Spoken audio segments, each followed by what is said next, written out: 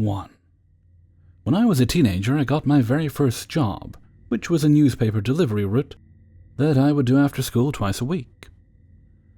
I really enjoyed the job when I began it, and would occasionally interact with the people who I was delivering the newspapers to, and they all seemed friendly during our short interactions. I had a cart that fit all the newspapers for my route in it, which I would drag down the sidewalk. I'd had my route several months when one afternoon I was doing that route, and a man was walking down the sidewalk. He greeted me, stated that I must be the newspaper girl, and asked if I had delivered a newspaper to his house yet, pointing at it down the street. I replied that I hadn't. He suggested that I pass him his newspaper there rather than needing to go down his driveway to deliver it in a few minutes. I handed him a paper and expected him to continue walking along to his house. I bent down to grab more newspapers out of my cart and thought that I felt something hit my butt. When I straightened back up, he was walking away from me with his newspaper rolled up in his hand. At the time, I really hadn't expected anyone to intentionally hit me on the butt with a rolled-up newspaper, and dismissed it as either an accident or a figment of my imagination. The next week, while doing my route, he was sitting on his front deck and watched me walk down the sidewalk, delivering newspapers to his neighbors. When I came down his driveway, he wolf-whistled at me and said, "Here comes the mermaid." I came up onto his deck to hand him the newspaper, and immediately turned to leave afterwards to continue my route. He tried to engage me in conversation as I was leaving, and I said, "I'm sorry, but I have to finish my route." While I thought that this interaction was odd, I didn't think too much of it at the time. One of the regulations that I was supposed to follow for my route was to make sure that the newspapers were either placed in the customer's mailbox or put somewhere safe. Long before I had met this customer, I had established a pattern of putting his newspaper behind the deck chair, beside his front door, up on his deck. The next time that I delivered, I didn't see the man, and planned to put the newspaper in its usual spot and go on my way, as usual. As I climbed the steps of his deck, his dogs barked at me through the window, which was normal. But as I was turning to leave, suddenly the door opened, and the man was standing there, and he tried to engage me in conversation. But I told him again that I needed to finish my route. This became the start of a pattern, and every single time that I delivered the newspaper to his house, he was waiting near the door and opened it as soon as I was coming up the steps of his deck. He had never come out of his house when I was delivering before. He had met me on the sidewalk that one time, but now he happened to be right at the front door, as if waiting for me every single time. The longer that pattern continued, the more that I realized that his behavior was not normal, and I became really uneasy and wished not to interact with him unless absolutely necessary. One day, as I was doing my route, I noticed that one of his deck chairs was moved to the side of his deck near his driveway. I realized that I could walk a few steps down his driveway and put the newspaper under the chair without stepping onto his deck at all. Since I didn't go onto the deck, the dogs didn't bark, and he wasn't alerted that I was there. And he didn't open the door and try to talk to me as I gave him the paper. I thought that this was great, and I felt a lot more comfortable delivering to his house since I wasn't interacting with him anymore. Then one day the deck chair was moved and was put on the other side of the deck. I hadn't forgotten the reason why I didn't want to step foot on his deck, and I decided to put the newspaper in the same spot that I had been putting it in for several weeks. Even though the chair wasn't there to secure it, I crossed the street to deliver to the next house, and just as I was stepping onto the next customer's driveway, he stepped out of his house, looked at the newspaper, grabbed it, and shook it as he shouted at me across the street. He was yelling that the newspaper was about to blow away and become litter all down the road, despite the fact that there was no wind at all that day. I stood there and listened to him screaming at me in shock, unable to respond. He continued to scream that I was never to leave the newspaper anywhere on his deck, not even under a chair, but that I had to open his door and bring the newspaper inside. Thankfully, at this point, the woman whose driveway I was standing in opened her door, and began to yell back at the man that he needed to stop screaming at me, and that she was sure that I had done nothing wrong. The man glared at her, and finally went back into his house. The woman talked with me for a moment, telling me not to pay that man any attention. I was really scared and upset. As soon as that man told me that he wanted me to put the newspaper inside his house, the thought that he wanted to rape me popped into my head, and I was unable to shake it. I grabbed my cart and went home without finishing my route, since I didn't feel safe being anywhere near his house. Back home, I lived at my aunt and uncle's house during this time. My cousin asked me why I was home so early, and I told her what had happened, including all of the previous weird interactions. I never had a normal interaction with him, and broke down crying, barely able to say my fear that I thought he wanted to rape me. My aunt overheard part of our conversation, and my cousin helped me fill her in on the rest of it. I told my aunt that I had no clue what to do because I had believed that not delivering a newspaper to him was not an option. I also felt that I had no proof to back up my feeling of what he wanted to do, since nothing concretely implied that it happened. And I assumed that most people would dismiss his individual actions like I had initially done. My aunt, however, told me that she would call the newspaper that I delivered for, and inform them that I would no longer be delivering to his house. My male cousin and uncle finished my route for me that night. The next time I was supposed to deliver, my male cousin came out with me to deliver to the houses near the man's house, doing that section of my route first, rather than in the middle like before. There was a day when I was walking down that road by myself, not delivering newspapers, and the guy was driving down the road in his truck. He slowed down and yelled out of his window at me, trying to get my attention, but I refused to turn my head to look at him or acknowledge him in any way, and just kept walking. Finally, he gave up and drove off. Thankfully, that was my final interaction with him. My male cousin continued to deliver that section of the route with me until I felt comfortable delivering by myself. Since I had developed a pattern of delivering my newspapers so that I never stepped foot on the sidewalk directly in front of his house. When summer came, I got a summer job, and the next school year I asked for a different route. It's been years since I moved out of my uncle and aunt's house and out of that town. The last time I was in that town, I decided to take a walk down some of the streets where I had delivered, for nostalgic purposes, and I still felt a shiver of fear as I passed by that man's house, even though I was walking on sidewalk on the other side of the street, and I didn't see him at all. I still don't know that he would have attempted anything inappropriate with me if I had followed his wish and stepped into his house, but I had a bad gut feeling, and do not feel guilty at all for listening to it. He hopefully wouldn't recognize me this many years later, since I'm an adult now, but I still hope that I never meet him again. 2. I just want to say, when this all happened I was 18, and I was young, innocent, and naive. Now that I'm in my mid-20s, I would never let this happen again. I was in my freshman year at college, and as one could imagine, I was excited to be on my own for once in my life. So excited to be on my own, I decided I was going to take summer classes on campus. That way I wouldn't have to worry about coming in when the big crowd of freshmen came, and I would already know where everything was. Plus it meant I could get away from my parents faster.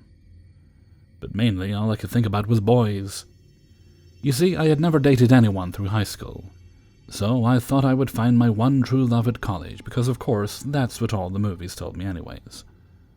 About 2 weeks go by, and me and one of my roommates, I had 4, were hanging out in the lounge area showing off pictures from Instagram of our friends, family, etc.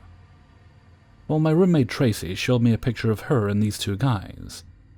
One of the guys was Tracy's boyfriend, and the other was Tracy's boyfriend's best friend, Sean.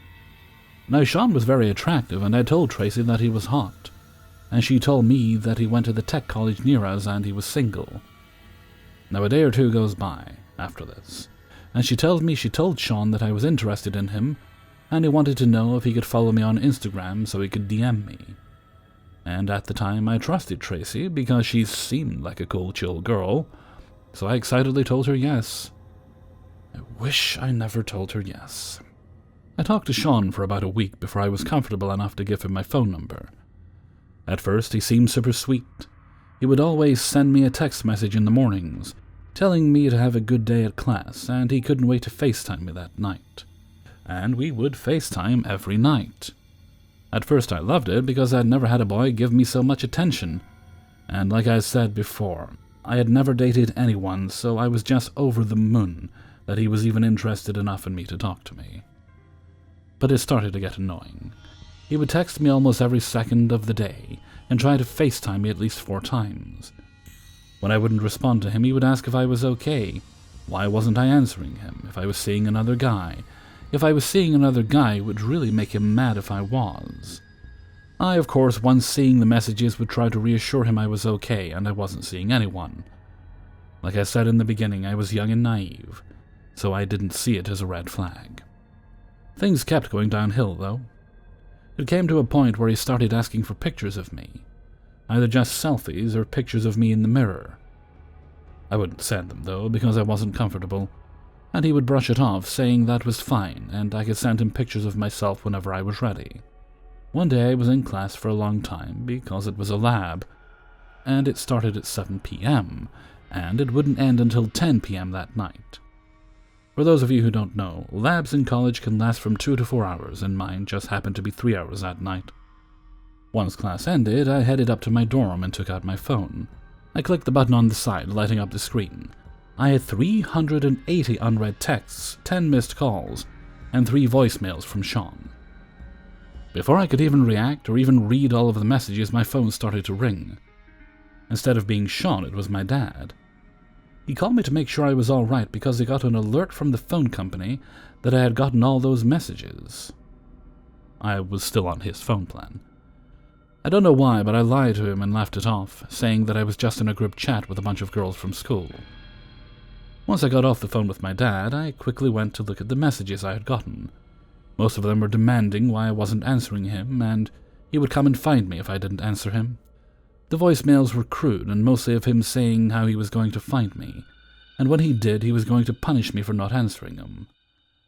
After this, I just completely blocked him on everything I could think of, completely freaked out about the whole thing. About a week goes by and I start to slowly forget about the incident, trying not to think too much about it. At least, that's what I was trying to do. That whole week I felt like someone was watching me, but I brushed it off as me being paranoid. At the end of the week, my roommate Tracy, who I had been avoiding, comes up to me, shouting at me, saying how I broke Sean's heart, and he had called her crying, saying he didn't understand why I stopped talking to him. I couldn't even get a word in because of how fast she was talking. She finally called me a self-centered bitch and walked away. I went to class right after that, not realizing I forgot to lock my dorm room. You see, I lived with 4 girls. Each girl had their own room, which would lock from the outside with a key. When I came back from class, I noticed my door was cracked open slightly. My heart dropped into my stomach. I hesitated going in. My hands were shaking terribly. But I finally got the nerve to push it open. Nothing. There was nothing out of place, it seemed. Even though there was nothing out of place, I could have sworn I closed the door before leaving for class. Though I don't remember if I locked it or not, I know for sure I closed the door. So I asked my roommates, including Tracy, if anyone had gone into my room today. And they all denied it, even Tracy. But I knew in my heart someone had been in there. I tried to brush it off, but I couldn't. So one weekend, when I knew that all of my roommates were going to be out of town, I switched dorm buildings and roomed with a girl I had gotten to be close friends with. After I moved in with her, I told her all that had happened, and she said that she would walk with me to my classes, which, thankfully, we had most of our classes together, except the night lab I had. And she would walk with me to my lab and wait until my lab was done to walk with me back to the dorm.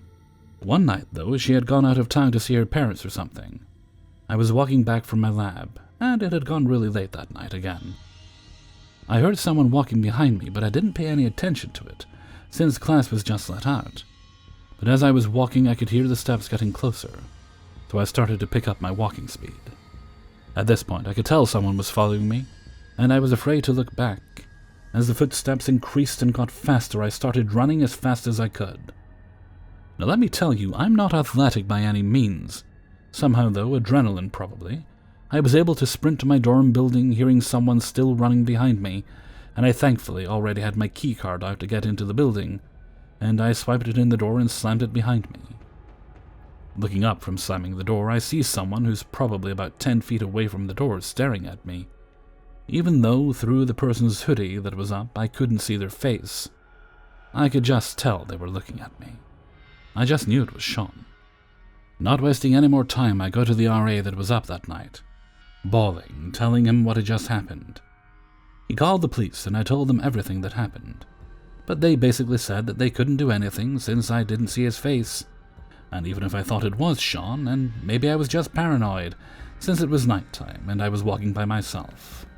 After this, I called my friend and told her what happened, and she never went out of town again if I had my late-night classes. I eventually decided college wasn't for me and I dropped out. I moved back to my home state and went to cosmetology school and became a hairdresser. I still haven't dated anyone yet, though. Maybe it's fear of something like that happening again. I'll never know. I do know that I'm super careful with who I talk to now and who I give my social media and phone number to. I'm still scared to go places by myself, even though it's been years and I'm states away. Even so, Sean, let's not meet ever again. 3. When I was 17, I lived with my grandparents in a tucked-away suburban neighborhood in SoCal. I was very social back then, partied a lot, and was out doing something basically every single night, getting home anywhere from 2 a.m. to 5 a.m.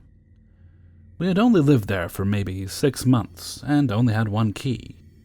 The neighborhood was all old white people and some younger families, all upper middle class, and no one drove into our street unless they lived there or knew someone who did. My family was always home, so I never took the sole house key, and the front door and backyard sliding door were always unlocked or open, so I could come home at any time of the night and then lock it behind me. Also, my huskies slept outside and liked to come in and out as she pleased, which is the main reason the slider was always open at night. I'll circle back to why mentioning my dog is important in a bit. Fast forward to a random night I was out with a friend of mine. No recollection of what we did that night. Probably went to someone's house and did a bunch of coke till 3 a.m. She drives me home, I don't drive, and drops me off at about 3:45 a.m. I say bye, head inside and lock the door behind me. I go into the kitchen and pop a cup of noodles in the microwave. About 5 minutes later, I go upstairs to my room. My room was on the second floor, directly above the garage and driveway. Looking out, you see, about 50 yards away, the entrance to my street, which was shaped like the letter P. So anyone who drove into my street I could clearly see, and they would have to loop around and pass our house to leave via the same road. This is when I looked out of my window and saw them. My lights were already on, and my curtains already drawn from when I left in a hurry earlier. I walked up to the window to shut the curtains, looked down into my driveway where, between my grandparents' 4 parked cars, stood a very large man staring up into my window, dead still. Blank stare. He appeared Hispanic, late 20s to early 30s, about 6'2" and at least 250 pounds. Red shirt. I immediately dropped to the floor, but there's no way he didn't already see me. As I dropped, I saw another man walking out from my gate, which is not visible from my window next to the driveway, coming out from the inside towards the other man. I heard some brief speaking from the man who came out of the gate, and couldn't understand what language it was, but it was not English. Oddly, it didn't sound Spanish either. After I dropped to the floor, I crawled to my grandparents' office, which sat directly next to my room, and had a window that also faced the driveway. The lights were off in there, so I could look out without being seen. The man who I saw standing between our cars was still standing there, staring and motionless. The other man was looking around and pointing to my house. I nearly vomited. I crawled to my grandparents' room down the hall. I was crawling because the upper level was loft-style, where you can see the whole upper level, and out of the glass front door and windows you can also see in. I frantically knocked on their door, trying to stay quiet as not to tip off these men, because I wanted them to be caught and questioned by police. My grandparents finally woke up, and could barely understand me because I was shaking so badly and my words were just spilling out. My grandpa, being the fearless, grumpy old man he is, put on his robe and decided to walk outside and investigate himself. I called the cops, and watched from upstairs to make sure nothing bad happened to him. By the time he went outside and stood in the driveway, the men were gone from my sight. A few moments later, a car sped out of our street, lights off, and no license plate. He told me once he came back inside that when he went out there, they were parked next to my next-door neighbor's car in her driveway, with the car on but the lights off and the seats reclined. He said it looked like they were sleeping or pretending to. When they looked over and saw him, they backed out and sped off. The cops took a whopping 30 minutes to show up, didn't want my descriptions of the men or the car. They said lock the doors and if they come back, call the cops. They drove around my street for a bit, then left. Great, thanks for the help. My grandma thought I was just on drugs and didn't feel the level of urgency or danger that I felt. My grandpa was also very nonchalant, even though he saw them, which pissed me off and made me feel even more helpless. I slept on the floor of the room from that night on till about 3 months later. That wasn't the end, though. So, my husky. Her name is Nala, and at the time she was about 2. She's small for a husky, about 50 pounds, but to people who aren't super familiar with the dog, she looks pretty threatening. She chose to always sleep outside, which is why we always left the slider to the backyard open. Literally always. My grandparents would get pissed when I would close it and lock it, because she'd piss and shit in the house. Anyway, about a month or so before the night I saw those men, I was in the backyard and saw Nala chewing on something. She has possession aggression with certain things like bones. Small things she's stolen, that basically means when you go near her, she's in that state. She growls, flashes her teeth, snarls, and lunges. And if you dare to reach your hand out as if to take what she has, you'll lose that hand. When I walked up to her, she lunged at me. She had a steak, a rotten, moldy, obviously T-bone steak. Looked like she'd been working on it for a while. I asked my grandparents, they didn't give it to her. I asked my neighbors if they maybe threw one over to the fence. They had no idea what I was talking about. I didn't think anything of it, until it happened 4 more times. 4 separate occasions I found her with a rotten meat clinging to the bone T-bone steak. I threw them away each time I found them, so I knew they were new. I asked my neighbors again, thinking maybe they thought I was mad they were giving my dog food and lying to me. Nothing. Like I said, this was coincidentally happening in the weeks leading up to that night I saw those men. The event that made me start to connect the dots between the steaks Nala was finding and these men happened the second time I encountered the men. Fast forward to about 3 months after that initial event. I hadn't slept in my room since, and I went on a trip to Europe to visit some family for a month. Nothing had happened since that night, but the trauma and fear were very real. It made me lose weight. I stayed up all night listening to every noise I heard and analyzing it, peeking out the windows every couple minutes until 6 a.m. I was a wreck. While out of the country, I came to terms with everything in my own mind, and decided I had to stop living like how I was, in constant fear. What were those men going to do to me if I hadn't seen them? If they wanted to break in and rob us, most all of us were gone during most days a week, for at least a few hours. Why wait for everyone to be home, if they were peeping Toms? They could have parked on the street and watched me all night, and I would have never have known. I think they were going to try to take me, trafficking maybe.